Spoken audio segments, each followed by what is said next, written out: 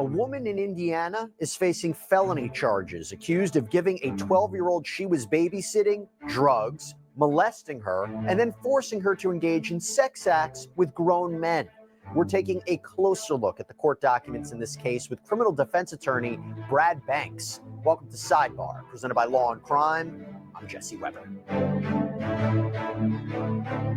A 21-year-old from Bloomington, Indiana, is locked up on some heinous charges. This is after police say she took advantage of a child in her apartment complex under the guise of babysitting. Naomi Florin is charged with 3 counts of child molesting, 2 counts of vicarious sexual gratification with a victim under the age of 14, sexual battery with a deadly weapon, 2 counts of neglect of a dependent, promotion of child sex trafficking, and contributing to the delinquency of a minor. Now, court documents in this case give us some insight into what happened or allegedly happened at the College Square Apartments over about a week's time earlier in July. And we want to warn you, it is really disturbing, but it goes a long way to explaining the charges that Florin faces. And for that, I want to bring in Indianapolis criminal defense attorney Brad Banks to talk to me about this. Brad, thank you so much for coming on. First, can we just talk about the charges, that long list of really serious and egregious charges? What do you make of that? Yeah, I mean, I think that in these type of situations where you have these sort of, like you said, crazy over the top allegations, they're going to throw everything they can at the defendant, and I think that's what you see here. Whatever charges they could go after her with, they've thrown it in the mix. Yeah, and if convicted, I imagine we're talking just decades in prison. If I'm looking at Yeah, I would say there's a good chance of that if she gets hit with the most serious charges. There's I'd say a 20-year range would be something you'd probably see in this type of a case. I mean, this is an unusual set of circumstances. So unusual is an interesting word. I'm going to say disgusting, as I'm about to get into. Yeah, so I mean, let's 20-some years of doing this. Yeah, I've never seen something like it. What I'm going to do is I'm going to go through it, and then let's break it down and get your reaction to each part, because it's sure. So the detective in this case submitted this probable cause statement to the court in order to get an arrest warrant. And it says, according to the document, victim 1 was staying with her 4 siblings as well as her mother and stepfather at her grandmother's apartment. Now, I want you to keep in mind this is a 12-year-old. The document states between July 3rd and July 9th, victim 1 and her siblings began spending time with Naomi Bella Florin, who they referred to as a babysitter. Now, detectives did a forensic interview with victim 1 and at least 2 of her siblings, and victim 1 told police that one of her siblings had told Florin that victim 1 was 14. Apparently, this was kind of a running gag, but victim 1 was apparently used to it, so she didn't correct the age. But remember what her real age is here, 12. Now, referring back to the document, it states, quote, Bella invited a male friend whose name is unknown to hang out with them. This male is believed to be 17 years old, and Bella told him that victim 1 was 15 years old. While they were hanging out, the male asked victim 1 if she was feeling him, and victim 1 was not sure what he meant, but replied yes. Now, the male reportedly began touching victim 1, and she told him to stop, which he did. But later, when Florin, the male, and victim 1 were in Florin's bedroom, Florin was taking photos of the victim sitting in the male's lap while he was grinding against her. And victim 1 told him again to stop and told detectives that she later deleted the photos off of Florin's phone. Victim 1 claims that Florin then had sex with the 17-year-old male in front of her. Brad, let's start there. Your thoughts? Yeah, I mean, just better not have a babysitter. In the initial contact with the individual, setting it up, making it seem like it's 17 and 15-year-old, if that was true, is not a crime, because that's within the age range that would be legal. Under the age of 14, it is automatically child molest. So, is mistake of age a crime, a defense? So yeah, for the 17-year-old in this situation, it would be. The 17-year-old is probably fine. It would be the babysitter that's going to be, and this is where you get the promoting and all those kind of charges coming into play. But isn't that kind of grooming, right? In the sense, putting the age aside, when you have sexual relations with somebody in front of a victim. It's you're trying to. I've seen this before, right? It's Oh, for sure. Yeah. No, she's setting her up to, I guess, desensitize her to right. these activities. Probably, if I had to guess, with the idea of what you'll talk about later, some of the other things she's going to have this kid engage in.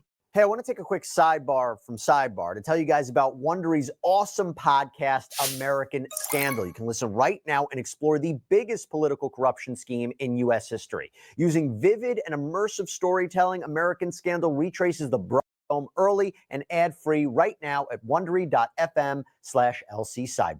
So the document goes on to state, quote, during this occasion of hanging out with this male, Bella gave victim one an unknown pill, which victim one believes came from a prescription of Bella's.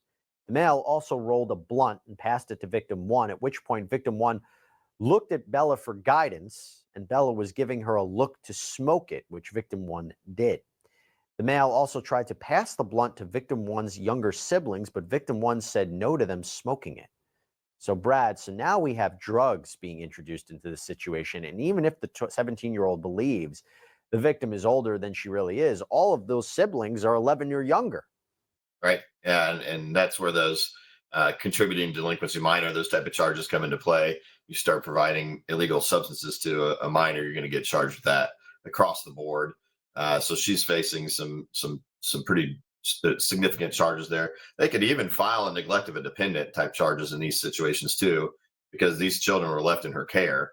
Right. So if you're supposed to be providing care to kids and you're doing these kind of things, there's no doubt that could result in felony neglect charges too. I think with some of the other charges they had, they didn't lop some of those in, but with these other minor children, now you've got her being introduced to some sort of, who knows what kind of pill, that's putting her in a compromised position more so than you already is. I mean, imagine being in her shoes, the babysitter's like showing you sex and trying to introduce you to sex, and now introducing drugs into your system. I mean, the overwhelming just sense of dread that 12-year-old must have been going through to Matt, try to processing that. What is going on here? This is my babysitter. Yeah. Somebody who's supposed to care for her and Right. responsibility. So the next day, victim one, says Florin, also known as Bella, gave her another pill and a weed vape pen to smoke, and then took her upstairs to the apartment of a man referred to as Rat Guy. That doesn't send chills down your spine. So police now say that Rat Guy is 54-year-old Matthew Brown. The probable cause statement reads, victim one indicated that Bella told her that she does things for Matthew in exchange for money to help pay for rent. When victim one and Bella got to Matthew's apartment, Bella took her shirt off, exposing her breasts. And victim one asked Bella if she should take her shirt off, and Bella told her to. Now, we're not going to get into the details of what happens next because it's just way too graphic and upsetting, but victim one accuses both Florin and Matthew Brown of sexual assault. Victim one told police that Florin again took photos of her during the sex acts, and Matthew gave victim one and Florin each a $20 bill on the way out, but Florin allegedly took victim one's 20 and kept it for herself. Brad, how disgusting is that? Yeah, now you're getting into those promotion, child trafficking type charges when you're taking your victim and sharing them, if you will, with the rat guy or whatever his name is. And again, the 12-year-old is getting exposed to all this stuff, and then taken to somebody she's already knows as the rat guy. So obviously there's a negative connotation with this guy before she even goes up there. And now she's being introduced to more sexual contact with him. Just a nightmare from her situation. I do think it'll be interesting to see. The gentleman's 54 years old. The report says at some point he thinks, oh wait, she might not be the age that I'm being told she is, and asks them to leave. 17-year-old being told an age and doing something with somebody versus a 54-year-old.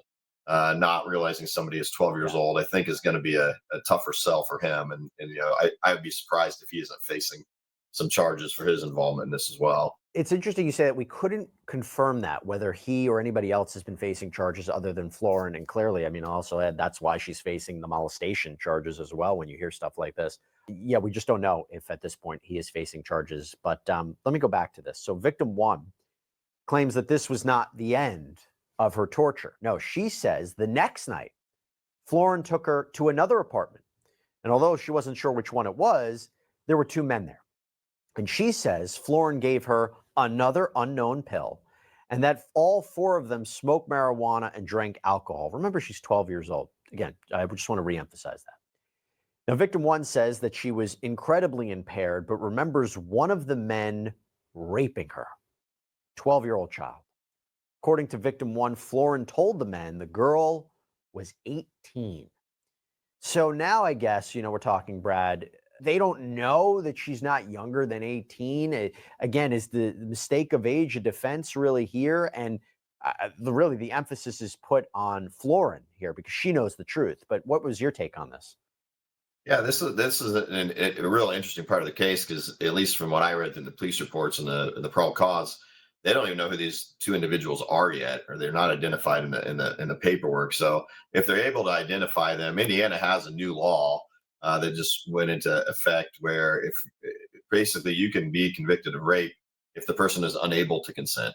So even if you believed a 12-year-old was of age, which is hard to imagine, but even if you believed that, this intoxication she's being put under now would put it in a category potentially still of a rape charge because she's impaired. And she really expresses in that police report that this time around, whatever drug she was given, she's really out of it. I mean, she's really feeling intoxicated. And, at 12 years old, it's just not things you would know. I mean, you would know this is something unusual, right? Because you're getting exposed to this. And again, the babysitter is exposing her to other, other atrocious behavior. And it's just crazy. Now, and you'll probably get into this, but there's some evidence they find that makes it seem like you're leading me right into it. Let me talk about this. So police, they end up searching Florin's apartment and they interview her and they interview Matthew Brown. And according to the affidavit, Brown said that Florin told him this 12-year-old was really 21 years old, but he told police he started to think that wasn't true. Okay. And in addition to multiple bottles of prescription pills found in Florin's apartment, police also seized her cell phone. And the detective states in the court documents, quote, "I asked Bella if she had any pictures on her phone that would be concerning, and she advised that she did not, other than pictures of drugs. I asked for Bella's consent for her passcode, which she provided. I ultimately was able to access her phone. And in the recently deleted folder of the photos album, I located numerous photos of Bella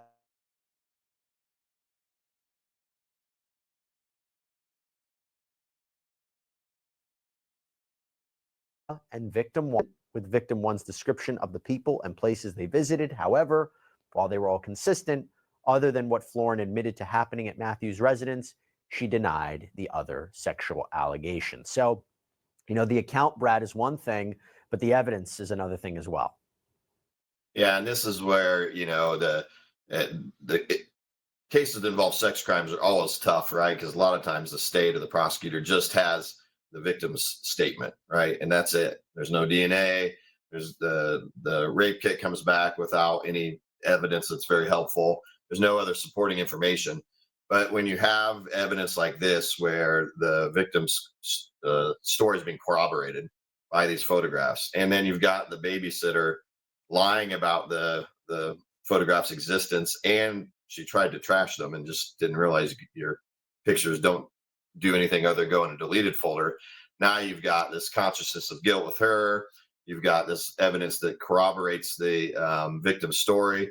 And so now that's why I think the police are going to take very seriously these other allegations involving these two other gentlemen that they haven't, doesn't look like they've necessarily fully pieced together yet. But I think they're going to believe everything this little girl's had to say.